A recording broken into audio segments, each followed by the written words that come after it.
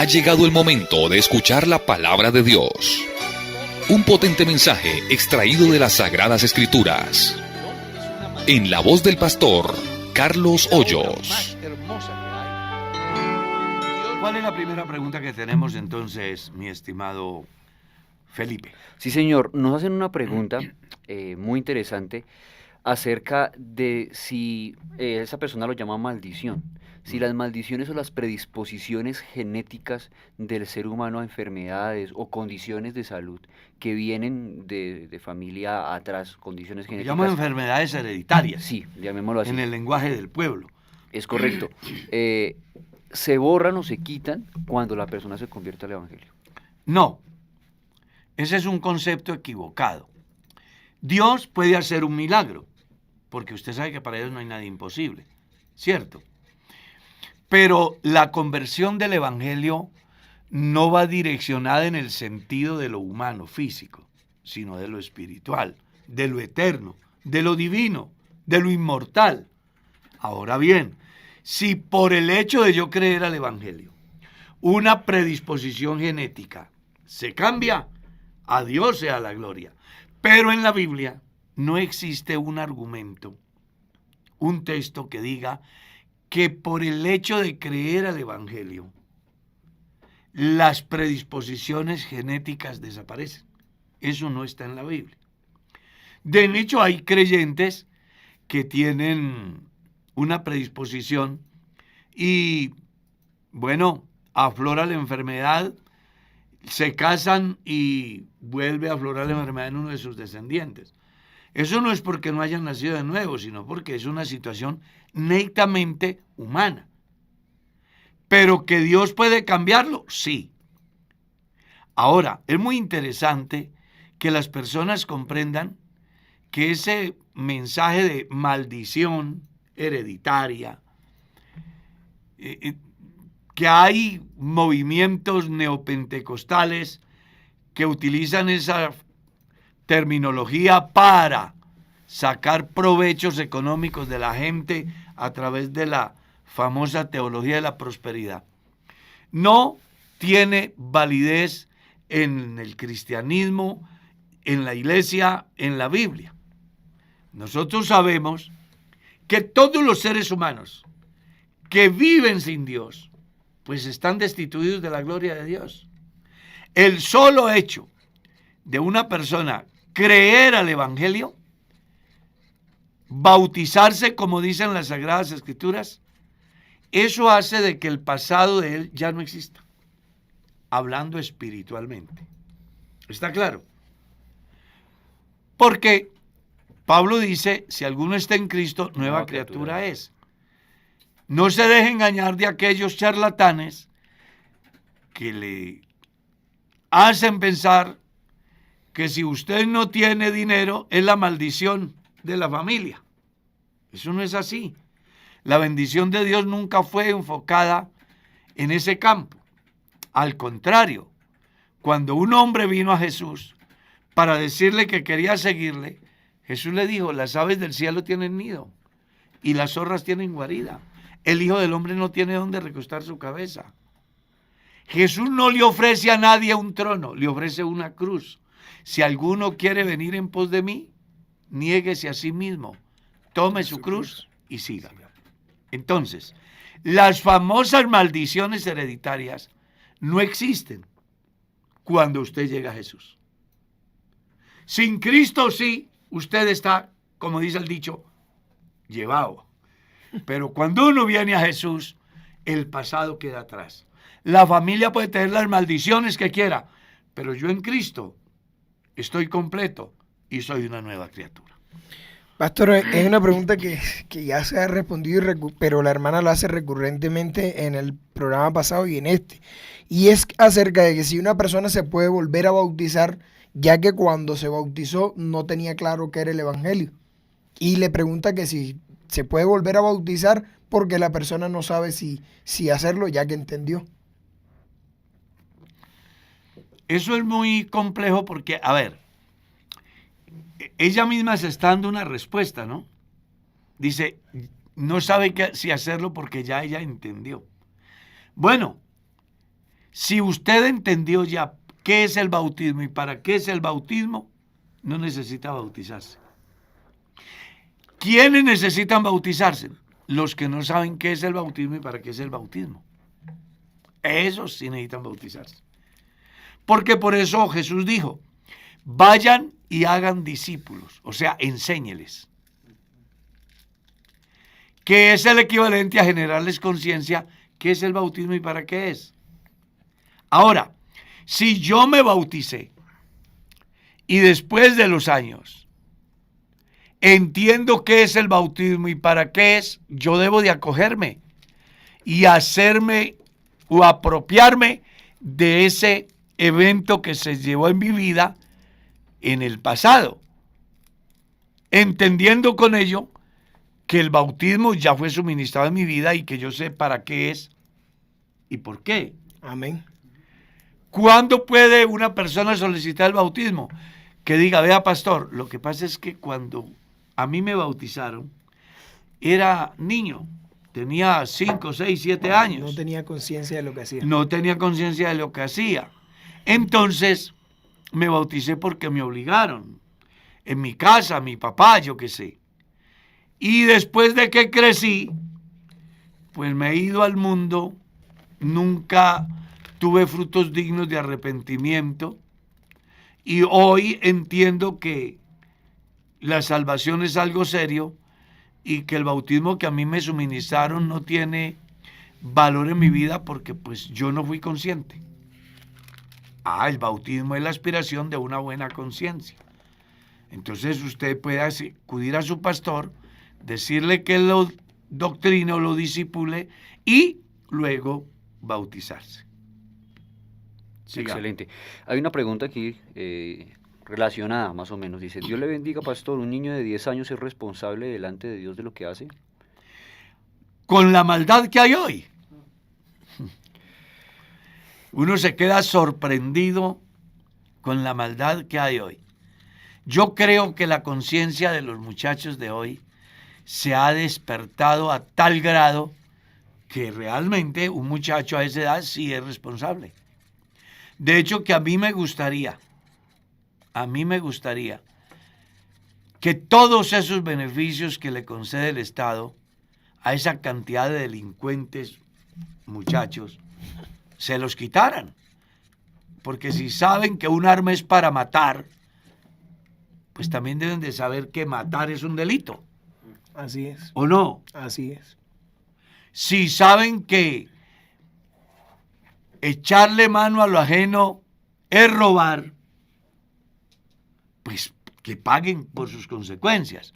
Pero entonces hoy día se presenta el fenómeno de que los adultos hacen uso de esas personas porque la ley no es severo con ellos. Entonces, hacen la extorsión a través del muchacho. Así es. ¿Sí? Convierten al muchacho en un sicario. Y como no es mayor de edad, entonces tienen una cantidad de beneficios. Yo sí pienso que un muchacho hoy día de 10 años tiene su mente muy corrompida por lo que oye, por lo que ve en las redes sociales, por lo que la presión que tiene en sus instituciones donde los adoctrinan. Así es. Porque la educación pública no es educación, es doctrinas. Adoctrinamiento. Son centros de adoctrinamiento que lo que hacen es convertir a los muchachos en personitas violentas. Así es. Entonces, es muy complicado. La verdad, un muchacho de 10 años hoy día sabe, como dice el dicho, hasta volar. Y necesita arrepentirse y necesita tener un encuentro personal con Dios. Claro que sí. Sigamos. Dios les bendiga. Llevo 15 años viviendo con mi esposo. Hace 2 años nos casamos. Yo di el paso al bautismo, él no. Él es del mundo, toma trago y sale como si fuera soltero. Pero le dice a la hermana que ella lo obligó a casarse con ella. Y ella nos pregunta que si el matrimonio se puede anular delante de Dios o divorciarse. No, porque, a ver, ella sabía quién era él. ¿Cierto? Ella pudo evitar casarse con él. Si él era tomatrago, si él salía como si no tuviera compromiso, y usted entiende el Evangelio, lo que usted debe hacer es no casarse con él. Eso fue lo que debe hacer. Ahora, usted se ha casado con él a conciencia de lo que él es. Pues ahí a usted solo le corresponde un trabajo muy importante. Tiene 3 posibles soluciones. Se las voy a decir, pero le voy a recomendar la mejor. En el lenguaje normal de la sociedad sería divórciese, porque ahí no cabe nulidad de matrimonio. La nulidad del matrimonio se da es cuando la pareja no ha consumado su matrimonio. Entonces, ahí sí procede la nulidad de matrimonio. Esa pregunta con respecto al derecho se la pueden hacer a este grupo de abogados que tienen el trabajo aquí los sábados a las 11 de la mañana, ¿no? Hagamos las cosas al derecho. Hagamos las cosas al derecho. Pero en mi poco conocimiento, las personas que pueden solicitar la nulidad de su matrimonio son aquellas que se casaron y no consumaron su matrimonio por alguna situación. Entonces, ellos pueden solicitar la nulidad del matrimonio. Pero es interesante lo que dice ella porque ella habla de la nulidad de matrimonio ante Dios, ¿no? Y pues no funciona, no hay una nulidad de matrimonio No, ante Dios. eso es ante la ley. Ahora, como ella se casó con un hombre que tiene o que ella tenía conciencia quién era, pues ahora lo que le corresponde es poner en práctica lo que Pablo escribe en la carta a los Corintios. ¿Qué dice Pablo en la carta a los Corintios? Si una creyente tiene el esposo que no es creyente, no lo abandone. Y explica por qué. ¿Qué sabes tú, mujer, si harás salvo a tu marido?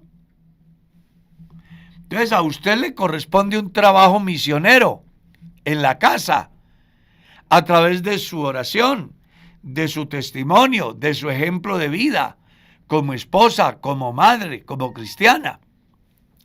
A través de ese medio se puede dar lo que el escritor consagrado dice en otra parte, que las mujeres cristianas se deben de comportar a la altura para que los maridos que son incrédulos sean ganados sin palabra por la buena conducta de ellas. Entonces, ante Dios no hay nulidad de matrimonio, eso es ante la ley. Y para que se dé la nulidad es porque no se ha consumado, pero si ha vivido tantos años con él, hasta hijos tendrá. Entonces ahí ya no cabe ese proceso. Bueno, la hermana Sarita Suárez Sí. dice, Dios les bendiga a mis hermanos. Por favor, ¿me pueden explicar Segunda de Pedro 3:9? Segunda de Pedro 3:9 dice, el Señor no retarda su promesa, según algunos la tienen por tardanza, sino que es paciente para con nosotros, no queriendo que ninguno perezca, sino que todos procedan al arrepentimiento. Pues tienes que mirar el texto anterior, porque si usted mira con anterioridad, descubre que dice, se levantarán hombres burladores que dirán, ¿dónde está la promesa de su advenimiento? ¿Cierto? Entonces, Pedro dice que a esta gente se le olvida que la paciencia de Dios es para salvación. Vamos a contextualizar a la persona para que entienda eso. Esa carta le envía el apóstol Pedro a los dispersos, A los expatriados. en el Ponto, Galacia, Capadocia, Asia y Bitinia. ¿Quiénes eran? Los que sufrieron la dispersión después de la muerte de Esteban, el primer mártir del Nuevo Testamento. Entonces, se levanta un movimiento en el lugar donde ellos se encuentran, que le reclaman a los creyentes aquello de que ustedes siempre han dicho que el Señor viene, que Él viene. ¿Y por qué no viene? ¿Y por qué no viene? ¿Ya? Eso me hace acordar de una niña de 15 años que me dijo, yo me voy a apartar del Evangelio. Le dije, ¿por qué, hermana? Y me dijo, porque es que hace muchos años yo vengo escuchando que Él viene y no ha venido. Y tenía 15 años. Hacía muchos años. Esto se da por una razón, porque los seres humanos queremos meter a Dios en nuestro tiempo. Y resulta que Dios no está sometido al tiempo, Él es eterno. 1000 años para el Señor son como un día o como una de las vigilias de la noche. De hecho, que la pregunta que hacían aquellos no era coherente acorde a la infinidad, a la inmensidad, a la eternidad de Dios. Ellos estaban haciendo un juicio netamente humano, en el sentido de que, venga, ¿cuánto hace que ustedes están diciendo que el Señor viene y no viene? Entonces el apóstol lo que hace es explicarles. A pesar de que ustedes piensan así, el Señor no retarda su promesa, como algunos la tienen por tardanza, sino que es paciente para con todos, no queriendo que ninguno se pierda, sino que todos procedan al arrepentimiento. Suponga usted que el Señor Jesús hubiera venido por su iglesia en los días que surgen esos interrogantes en los cristianos que estaban dispersos en el siglo I. ¿Qué hubiese sucedido con nosotros? Pero la paciencia de Dios es para salvación. Amén. Y si alguien hoy no ha creído al Evangelio, no diga por qué el Señor no viene, más bien diga por qué yo no he aprovechado la oportunidad que Dios me está dando. Amén, así es. Porque no olvide que no hay plazo que no se cumpla. El día llega. ¿Cuándo? No sabemos. Jesús dijo, el día ni la hora, nadie lo sabe. Pero que viene, con toda seguridad vendrá. Y aquí lo importante es que los humanos tengan en cuenta que hay dos cosas inevitables en la vida de los humanos. Una, la muerte. Está establecido para todos los hombres que mueran una sola vez. Entonces yo estar preparado para ese evento. Porque puede ser que no alcance a estar en este cuerpo cuando Cristo venga por la iglesia. Pero la muerte puede suceder antes de que termine este programa. Entonces, si yo solamente pienso prepararme para la venida del Señor y no me preparo para enfrentar la muerte, ¿no será que si me sorprende la muerte me salgo perdiendo sabiendo que tengo tiempo para arreglar las cosas suficiente como el que Dios nos ha dado? Y dos, el Señor viene. Por eso es que Pablo dice, sea que vivamos o sea que muramos, somos del Señor. El cristiano debe estar preparado, sea para la muerte o sea para que el Señor venga. Entonces recuerda, la explicación que da Pedro tiene un sentido muy importante, y es que si él no ha venido, es porque es paciente, no queriendo que usted se pierda. Aproveche la oportunidad. Sigamos. Bendiciones, pastor. Mi pregunta es, ¿puede una esposa de un pastor trabajar sin descuidar sus labores como esposa, madre y creyente? Creo que la pregunta, sé qué es lo que la persona quiere decir, pero está mal hecha. Porque es el mismo problema que pasa en las familias. ¿Sí? Un día viene un hermano y me dice, hermano, me toca irme a trabajar. Le digo, ¿cómo así? ¿Es que usted no trabaja? No, hermano, yo no trabajo. ¿Cuántos hijos tiene? 3. ¿Quién les hace de comer? Yo. ¿Quién les lava la ropa? Yo. ¿Quién les ayuda a hacer la tarea? Yo. ¿Quién los lleva al colegio? Yo. ¿Quién va a las reuniones? Yo. ¿Y usted no trabaja? Dígale a su esposo que le pague un salario mínimo por cada uno y gana más que él. ¿Está claro? Entonces aquí yo pienso que la pregunta debería ser, ¿puede la esposa de un pastor trabajar en campos diferentes, seculares, a lo que en sí implique el hogar? Porque sí trabaja. ¿Pero cómo que sí trabaja? Bueno, para responderle a la hermana la inquietud, yo conozco esposas de pastores que son profesionales y se desempeñan en su profesión. ejercen. Claro, ejercen. Yo conozco una esposa de un pastor que es una científica, que eso ya son palabras mayores, y ella nunca descuidó su hogar.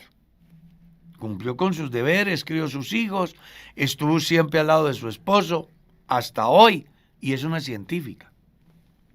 Entonces yo pienso que ahí es que manejen un acuerdo entre los dos, que planifiquen el tiempo, porque todo tiene su tiempo. Ahora, lo que yo estoy diciendo aquí no es la voz de la Iglesia Pentecostal Unida de Colombia. Es también bueno que la gente se dé cuenta de eso. Ujú. Porque lo que yo estoy diciendo aquí es un concepto que personal. Amén. Lo digo en razón a lo que he visto. Conozco esposas de pastores que son enfermeras jefes. Conozco esposas de pastores que son docentes. Conozco esposas de pastores que son psicólogas y ejercen. Conozco esposas de pastores que son abogadas y ejercen. Pienso que si la iglesia a nivel de organización debe de saber eso. Y si no lo ha estorbado, pienso que es permitido. ¿Ya? Eso es lo que puedo decir con relación a esa importante pregunta. Sigamos. Claro que sí. Mira esto tan interesante. La hermana Janet Caicedo García dice: Dios les bendiga, amados hermanos. Hermanos, si una hermana es nombrada maestra de escuela dominical, pero ella no se siente capaz de ejercer ese cargo y hasta se ha enfermado por la ansiedad que le causa tal responsabilidad, ¿estaría ella haciendo algo mal al querer entregar el cargo? No. Romanos capítulo 12 habla que esto de maestros es un don de Dios. Amén. Ella puede tener otro don. Y esto va más allá, mi estimado Felipe y audiencia. En las iglesias, a veces quieren obligar a los cristianos a que tengan determinadas actividades para los cuales ellos no están en condiciones. No tienen esa capacidad. Entonces, yo recuerdo el dicho de un viejo que ya está con Dios: zapatero a su zapato. Por eso a mí no me agrada escuchar a un predicador diciendo: aunque yo no soy predicador, pero voy a predicar. O yo no soy cantante, pero voy a cantar. Porque es para la gloria de Dios, dicen, Sí, ¿no? no, para la gloria de Dios debe ser lo mejor. Claro. Uno no puede ser irresponsable. Uno debe de hacer las cosas para Dios de la mejor manera. Y Dios le da a cada uno el don. Escuché a un importante teólogo español decir que en el caso, por ejemplo, de la predicación, no debe de predicar cualquiera, debe predicar el que tenga el don. Me pareció interesante el argumento, porque él pues lo enfoca desde el auditorio. Hay un escenario, hay una multitud y alguien va a exponer un sermón. Desde ese punto, yo creo que quien lo vaya a hacer debe de tener esa virtud dada por Dios y que él además se haya preparado para hacerlo. Pero cuando hablamos en el término de la predicación como tal, al principio la predicación era puerta a puerta, casa a casa. Cuando Jesús les dice, vayan por todo el mundo y prediquen el evangelio, él no dijo... Parecen en un púlpito. No. Me encuentro con el vecino y le hablo del amor de Jesús, eso es predicar. A mí me llama la atención que me encuentro cristianos y les digo, Dios le bendiga a mi predicador. Y se asusta. Digo, no se asuste. No, es que yo no soy predicador. No le has hablado del evangelio a tu vecino. Ah, no, claro. Y bueno, eso es predicar el evangelio. Entonces hay que establecer la diferencia en la predicación. Una cosa es el manejo de multitudes desde un lugar determinado. Otra cosa es la predicación del evangelio, persona a persona, casa a casa, puerta a puerta. Sigamos. Sí, pero claro que esa pregunta era correspondiente a ser maestro de escuela dominical, y me parece interesante que la hermana dice que esta persona ha caído en ansiedad y en preocupación Por eso, grande porque por no eso. tiene el don. Es que lea Romanos capítulo 12. Ahí encuentra que la enseñanza es un don. Ahora imagínese, enseñar a niños es muy complejo, ¿no? No, pues imagínate. A mí me tocó liderar un proyecto de más de 200 muchachos toda una semana en Barranquilla en una iglesia que se llama El Carrizal. Allá en mi iglesia. ¡Ja! Hasta estaría usted allá en ese tiempo. Era el más caspa. Había un pastor que... No por nada le dicen la ¿cómo maravilla. es? Arides. Arides Quintero, sí señor. Ah. Fue mi época. No, estoy equivocado.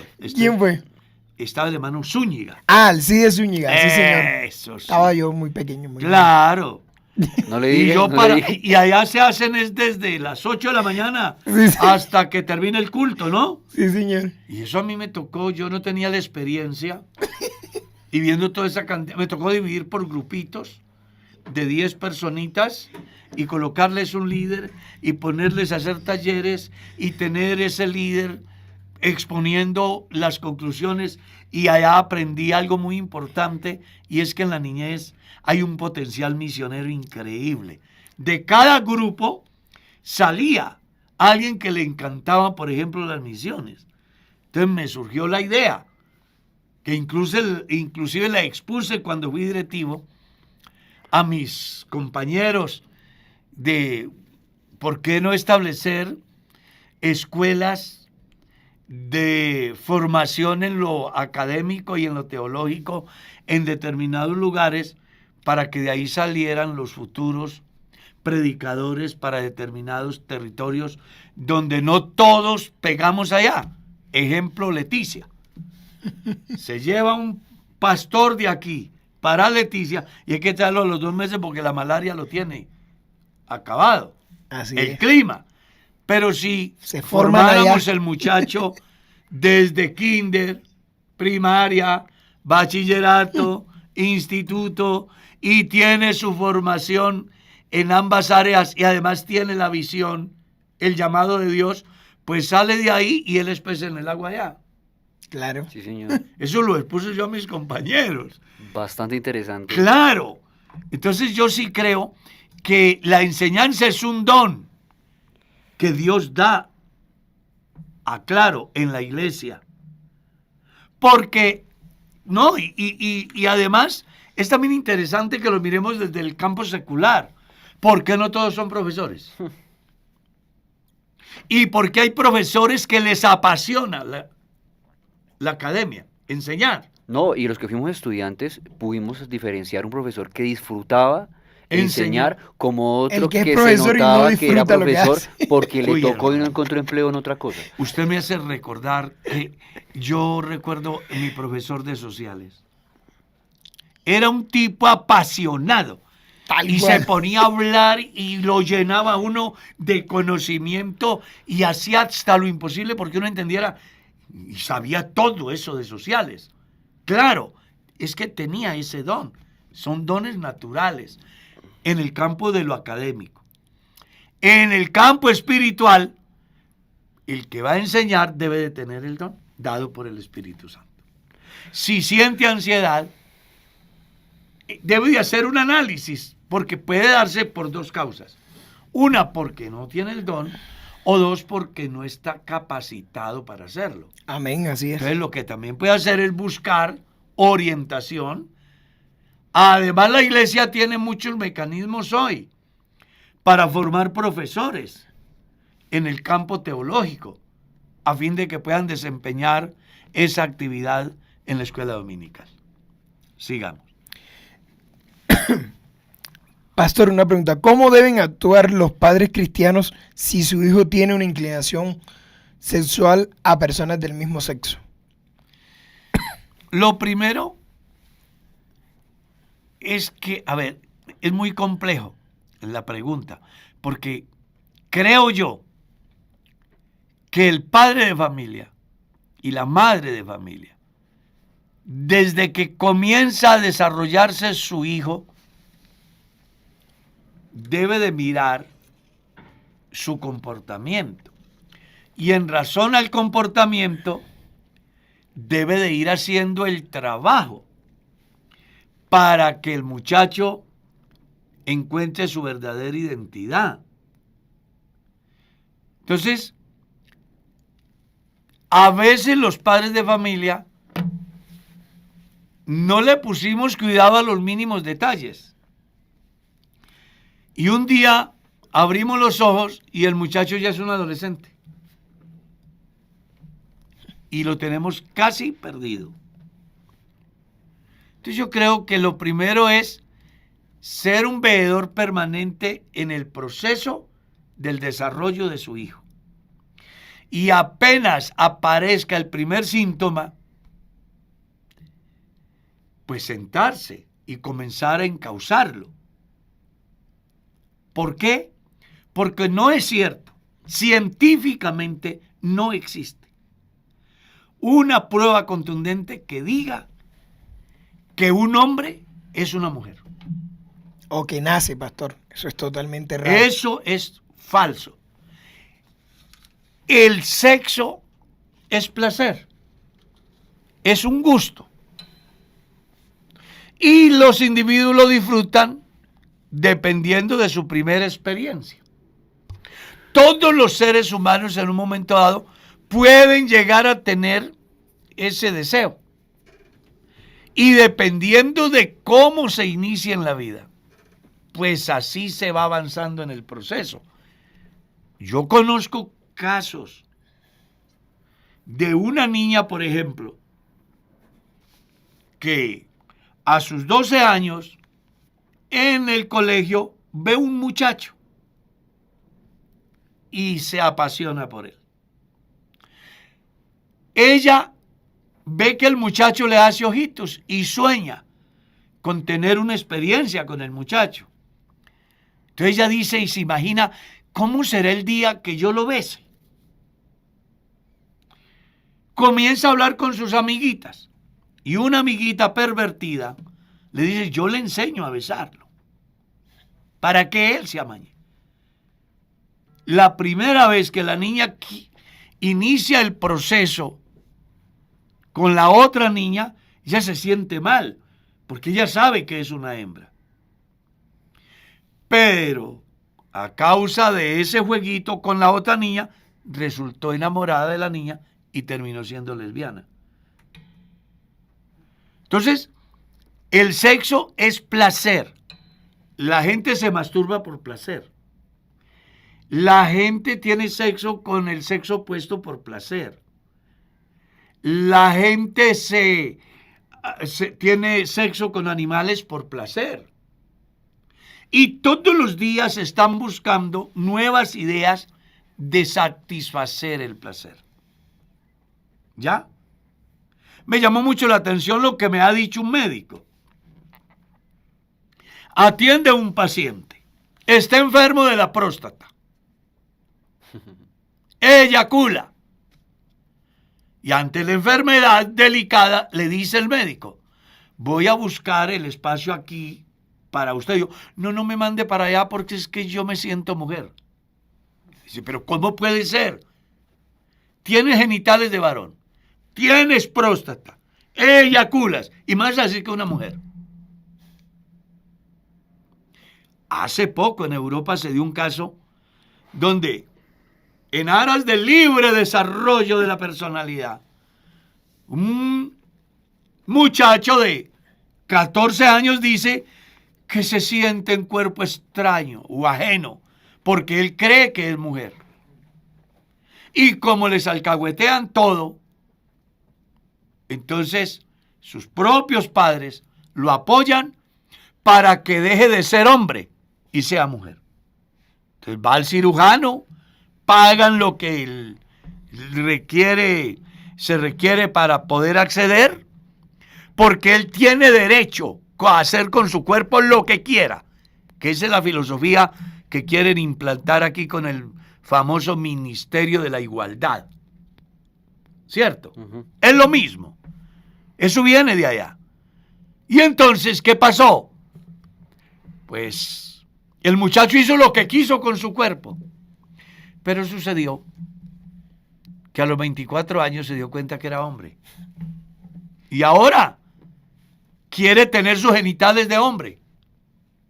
Pero ya no se puede. Entonces, como no se puede, entonces ya demanda el Estado. Lo que pasa es que la gente no ha alcanzado a entender la gravedad ¿Hacia dónde quiere llevar una sociedad corrompida a nuestros niños? Es muy delicado. Alguien dice, no, es que el pastor es homofóbico. Aquí no estamos hablando en contra del homosexualismo, Amén, así es. nada de eso. Porque para mí, el ser homosexual es igual a ser adúltero, es igual a ser fornicario, es igual a ser ladrón, es igual a ser borracho. ¿En qué sentido? En el sentido de que es un pecado contra Dios. Y que el borracho como el homosexual, si quieren ser salvos, tienen que arrepentirse de sus pecados. Amén, así es. Y dejar de Abandonar hacer su lo que... conducta. Exactamente. Pablo escribe en la carta a los Corintios, capítulo 6,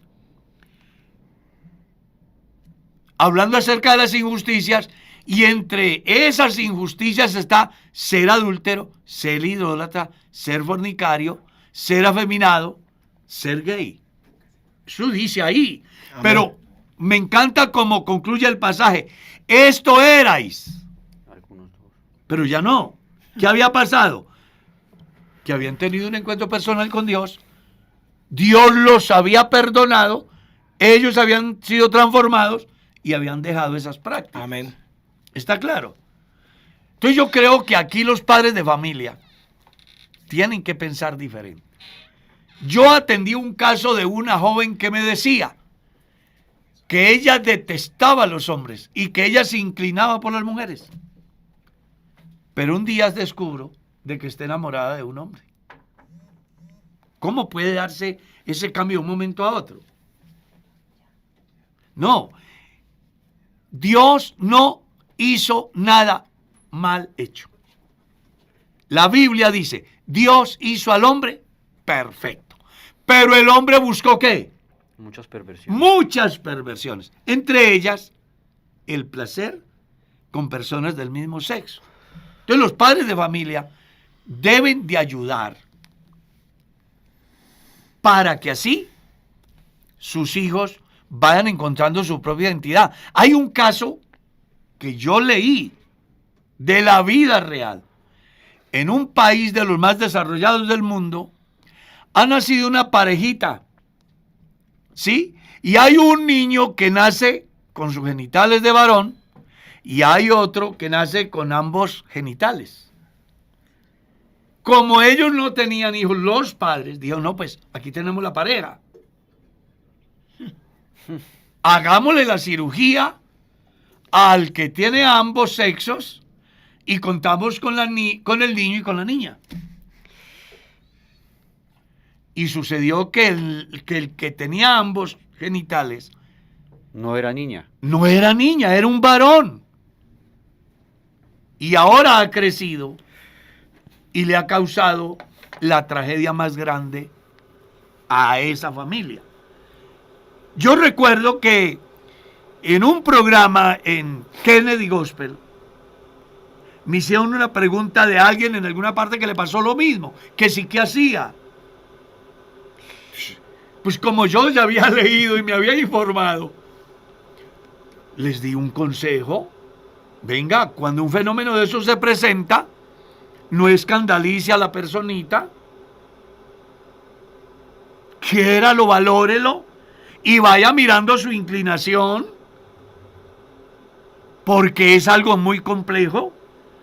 Y cuando él tenga una edad suficiente, ayúdese de profesionales en la materia, de una buena asesoría pastoral, de un pastor que tenga capacidad y conocimiento para que no tomen decisiones a la carrera. Y al final la persona puede encontrarse con su propia identidad y no privado de su propia identidad por la decisión de alguien que simplemente por su ego le hace la vida desgraciada a otra persona. Entonces mire que esto es más serio de lo que la gente piensa. Amén, así es. Entonces si usted tiene un problema de esos, pues ya sabes, desde temprano usted se da cuenta. Mire a ver por qué se da. ¿Lo acostaste a dormir con el tío? Puede ser. ¿Lo acostaste a dormir con la tía y qué inclinaciones tendrá? Es que a veces los padres de familia somos descuidados y le abrimos la puerta a cualquiera y acostamos nuestros niños con cualquiera sin saber la maldad del adulto. Y muchos de esos problemas surgen desde allá. Por eso hay que poner cuidado. ¿Ves? Yo creo realmente y reto a cualquiera que diga que está en cuerpo extraño para que le hagan una prueba de ADN. A ver qué dice. Claro. Pero Para que mire inclusive la estructura ósea de su cuerpo. Amén, así es. ¿O no? sí, hay características, Usted que es profesional en salud. sí, hay características óseas, musculares, Que hay muchos definen. ámbitos que definen a un hombre y a una mujer de forma Exactamente. diferente. No ve lo que pasa por allá. No sé si es en América o en qué país. Hay una mujer que se cree yegua. Y tú la ves galopando por los poteros. Y está haciendo que el Estado le adapte unas prótesis similares a las de una yegua. Porque ella se cree yegua. Y el Estado tiene que respetarle el libre desarrollo. Es que a eso Oye, quería eso ir, hermano es Carlos. increíble. ¿Hasta dónde está llegando la sociedad? Claro, porque la pregunta que hace el hermano, la persona que está haciendo la pregunta, no especifica la edad de su hijo. Exacto. O sea, si lo hablamos desde pensando que el niño que tiene este problema es un niño, pues listo, pero ¿qué hacer si este padre tiene a su hijo ya adulto y vive en su casa y ahora resulta que tiene las inclinaciones de personas del mismo sexo? ¿Cómo maneja esa situación? Regla número 1, me siento con él como amigo. Le genero conciencia a través del conocimiento y de la información bien argumentado desde la ciencia. Amén. No es que usted y lo mal... No, lo argumento desde la ciencia. 2, le doy la oportunidad. Pero si él persiste, yo no lo permitiría en la casa. Mi hijo, así como no tolero que su hermana viva con el amante aquí, tampoco lo puedo tolerar a usted que traiga a su compañerito o su compañerita acá.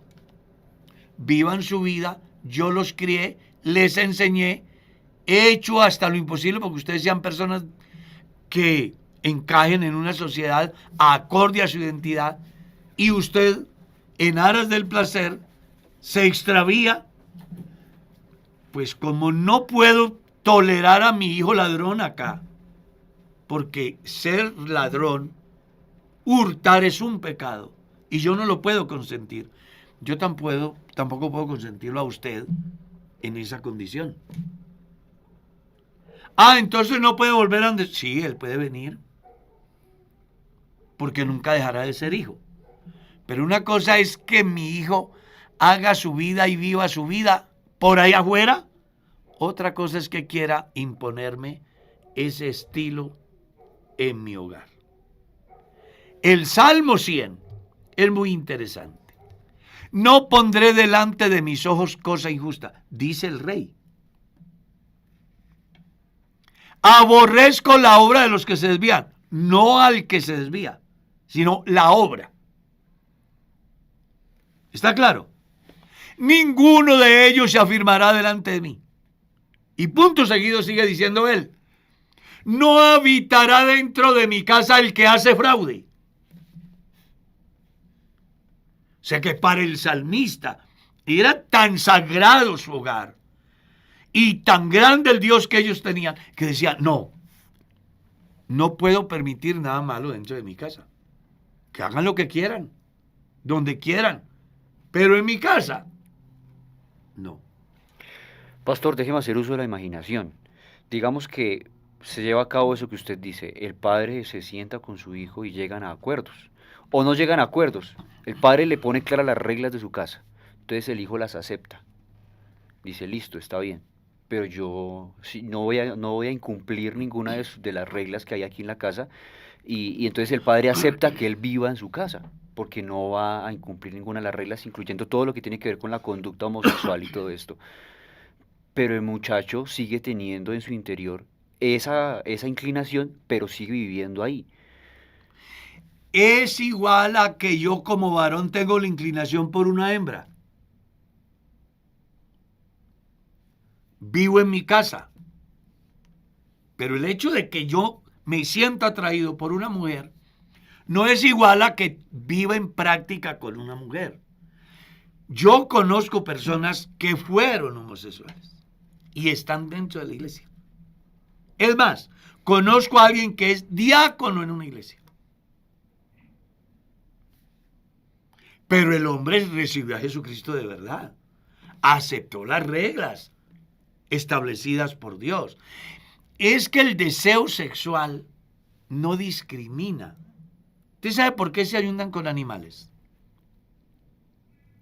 ¿Usted sabe por qué hay gente que hasta tiene sexo con los muertos? ¿Usted sabe por qué las personas se masturban? Por placer. Es que el sexo es placer. El sexo no es amor, es placer.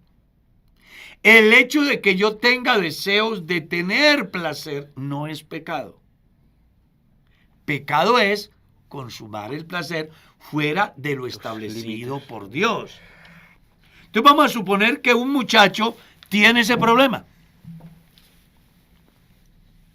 No, papá, yo estoy de acuerdo, me someto. No voy a realizar ninguna práctica dentro de la casa, nada de esas cosas, no. Él no va a tener problema, porque es igual al joven que quiere tener una mujer, pero por alguna circunstancia no la puede tener. Él se conserva en su casa como un cristiano, nada tiene que ver. Es que Pablo le escribe en la carta a los Corintios, capítulo 6, y esto erais, pero ya no. Aquí lo que se requiere es la conversión del individuo. Yo he podido compartir con personas que me dicen, pero es que es muy difícil, igual que un hombre que quiere tener una mujer. Para un hombre que sea un varón, lo máximo es una mujer. Los reyes daban hasta la mitad del reino. Imagínense lo que representa una mujer. Hasta la mitad del reino. Y si hay que matar para que la mujer que yo amo esté contenta, yo mato. Si no, pregúntele a Herodes. Sabía quién era Juan. Pero por hacer feliz a su mujer, que no era la suya, mató a Juan. Entonces imagínense, si un hombre es capaz de dar hasta la mitad del reino, hablando de un rey, por una mujer, y en esa condición un hombre estaría dispuesto a dar lo que fuera por una mujer, por causa del amor a Dios y el respeto a Dios, se abstiene. ¿Por qué un homosexual no puede abstenerse? Es la pregunta. Vamos a, en son de ¿cómo se dice? En son de diálogo. Vamos a suponer de que sí es real, que el tipito nació así. Vamos a aceptar. Y los que nacen hombres, ¿por qué pueden comportarse como hombres sin llegar a esos casos de ir a acostarse con cualquiera? Alguien dice, no. Yo conozco hombres que llegaron al matrimonio siendo vírgenes, aunque la gente no lo crea. Así es. Conozco gente que por amor a Dios, a pesar de la oferta que hay, dijeron no. Y eso puede parecerle raro al mundo, porque eso no es normal. Pero resulta que cuando uno tiene a Dios en la vida, las cosas son diferentes. Entonces, en Cristo, el ladrón deja de ser ladrón. El homosexual deja de ser homosexual.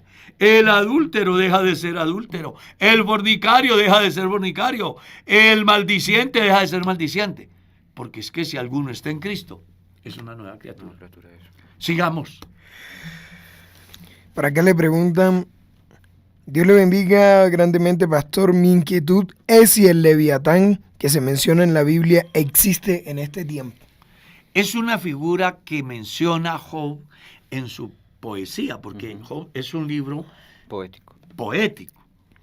Y en lo que yo he podido estudiar, está relacionado con un especie ¿de qué? Ay, se me escapa el nombre aquí.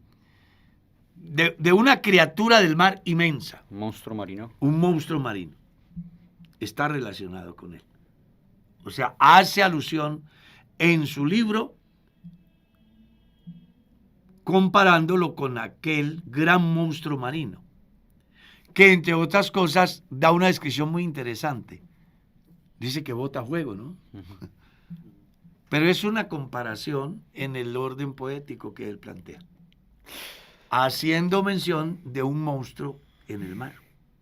Y seguramente que hay muchas criaturas en el mar que los seres humanos todavía no conocen. No, porque hay sectores del mar que todavía no se han explorado. no, pues, Pastor, ahora se que- dice que un 10% se ha logrado descubrir de todo lo que hay. Ahora que usted dice eso, estaba viendo un documental de National Geographic donde decían que el mar tiene una atmósfera, valga la comparación, una atmósfera igual que la Tierra, donde no permite que ciertas criaturas de kilómetros de profundidad del mar no suban, porque mueren, porque no están acostumbrados a la Sí, son a la superficie. ecosistemas. Exacto, pero decían que había monstruos tan grandes en el No, mar. pues imagínate, si están en lugares donde nunca han salido, no han tenido depredadores. Así es. Porque los que están de cierta parte hacia arriba tienen depredadores. Y son depredadores. Sí. Pero si están en una profundidad, no hay cazador humano, no hay barco. Eso es lo que a mí me llama la atención de Job en ese aspecto, porque Claro. yo decía, bueno, ¿y Job cómo conoce, cómo sabe, cómo ha visto? ¿O es un producto de su imaginación, porque es un libro poético, y el ser humano en su imaginación, ¿cierto? Inventa criaturas, no Así más es. basta ver el cine, ¿cierto?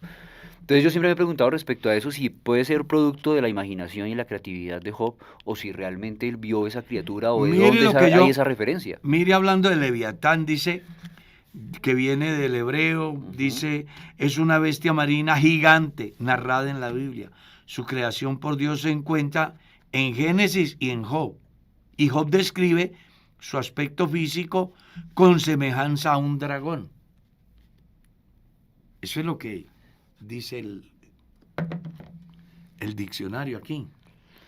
Entonces, no, yo pienso que los poetas pues utilizan un lenguaje que, no sé, hay un libro muy bonito que se llama La poesía en la Biblia, no sé si ustedes lo habrán leído, que es muy importante que la gente lo lea para que también podamos entender muchas de esas cosas que encontramos en Eclesiastés, en Aún en los Cantares, Salmos, sí. en los Salmos y en el mismo libro de Job. Le cuento que el tiempo se fue, pero vamos con otra pregunta, la última. Claro que sí. Pastor Carlos, una pregunta. Llevo 7 años y a la fecha no he podido arrodillarme dándole la espalda al altar. Siempre me postro sobre mi rostro hacia el altar. Quiero que me diga si esto está mal delante del Señor Jesucristo. Ustedes dicen que es en Jerusalén y otros dicen que es en este monte. Pues ni aquí ni allá. Pues ni aquí ni allá, en cualquier lugar. Eso es lo que dice Juan Amén, capítulo así es. 4. Lo que dice Jesús, sí señor. Ahora, yo pienso que la posición no es la que cuenta, es la condición de la persona. Y les voy a citar ejemplos. Josafat, frente a la adversidad, oró de pie. Jonás oró en el vientre de la ballena. ¿Sí? Ujú. Otro que no puede levantarse ora acostado. Otro que no puede arrodillarse porque tiene una lesión en sus rodillas, ora sentado. La pregunta es, ¿a cuál de ellos escucha más Dios? ¿Cuál es más reverente y cuál? ¿Cuál es más reverente? Sí. No, yo pienso que usted no va a tener problema que ore frente al altar o que ore, despreocúpese de eso. ¿Qué es lo que dice el Salmo 51? Lo único que Dios no desprecia es un corazón quebrantado y un corazón contrito y humillado y un espíritu quebrantado. Dice, no lo despreciarás tú, oh Dios. Hay gente que por situaciones no pueden, yo qué sé, o estando acostados no pueden orar de espaldas. Yo me imagino los que enfrentaron el COVID que los volteaban boca abajo y ellos conscientes orando.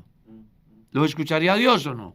Claro. Entonces aquí no, yo creo que Dios lo va a escuchar cuando vaya en el avión, cuando vaya en el burro, cuando vaya a pie, cuando esté sentado en la casa, cuando se acueste a dormir.